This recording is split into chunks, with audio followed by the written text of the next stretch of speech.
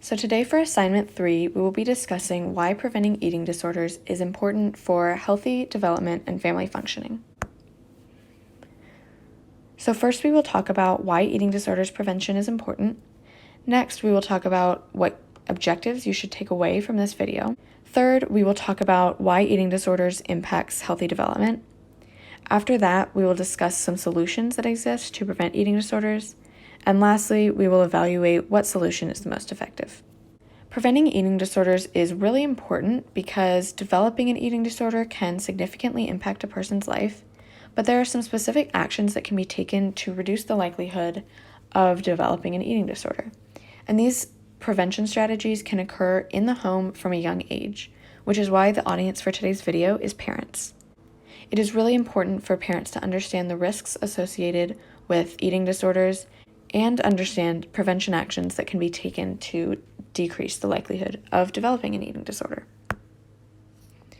So our 3 objectives for today are to identify 3 ways that an eating disorder can impact healthy development, to explain 3 actions a parent can take to prevent an eating disorder in a child, and lastly, to implement the strategies shown in this presentation in your home. An eating disorder can impact healthy development in many ways, and these are just a few. First, it can impact your health by creating a poor nutritional status.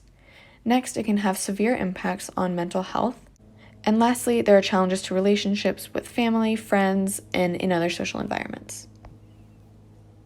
So there are many solutions that exist to prevent eating disorders. So the first one is to discourage dieting and to encourage eating balanced meals and getting regular, consistent movement and physical activity. According to Golden et al., adolescents who severely restricted their energy intake and skipped meals were 18 times more likely to develop an eating disorder. They also explained that the focus should be on healthy living and healthy habits rather than focusing so much on weight, because weight is not the only indicator of health.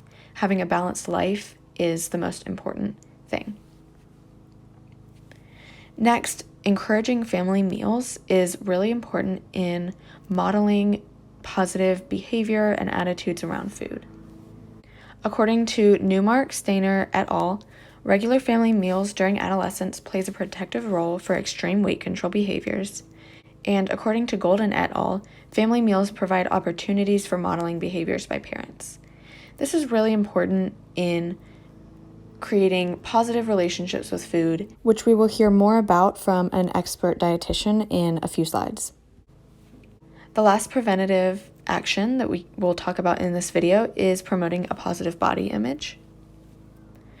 According to Guest et al., a few ways in which body image positivity can be encouraged is to focus on the functionality of the body, to engage in positive self-affirmations, and to practice gratitude-based journaling. Next, we will hear a little bit about the roles a family plays in preventing eating disorders and creating positive habits with food from a registered dietitian, Ashley Rohrig. Can you talk a little bit about the family's role in helping kids develop a positive relationship with food and preventing eating disorders? Sure. There are several ways that parents and families can work together to promote a positive relationship with food. First, parents can set a good example themselves of healthy eating and physical activity. This means eating a variety of foods from all food groups and exercising in a way that is enjoyable.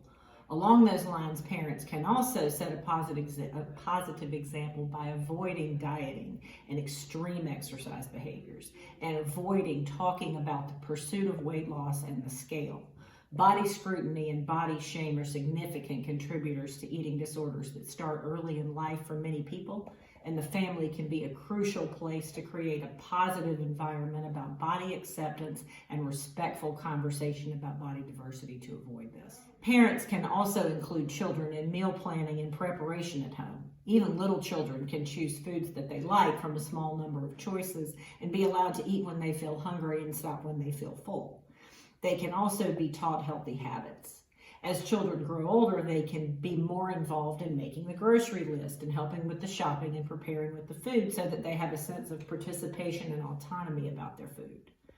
As with many things in our society, opportunities to implement these practices depend on socioeconomic privilege. And because of this, the reality is that many families do not have access to safe, enjoyable food served in safe family settings. So a final way families can promote a healthy relationship with food is to serve and provide for those who do not have the same access. Thank you. So before we wrap up this video, I just wanted to point out two important disclaimers. The first is that each solution in this video to prevent eating disorders is grounded in privilege. As Ashley said, not all families have access to fresh and balanced meals, and not all families have the time to prepare, shop for, and sit down together for a family meal. Secondly, it is important to understand that families do not cause eating disorders. They can be really important in creating healthy habits and attitudes around food and eating habits, but they do not cause eating disorders, which is really important to understand. So each solution discussed in this video can be implemented at home and is effective in preventing eating disorders. In my perspective, the most effective solution is to promote a positive body image, because this creates positive attitudes around the body and around food, which is really important. But it is really important to understand that all of these strategies are effective. And what I hope you take away from this video are that there are some specific actions that can be taken in the home from a very young age to develop positive attitudes around food and promote healthy development, which reduces the likelihood of an eating disorder.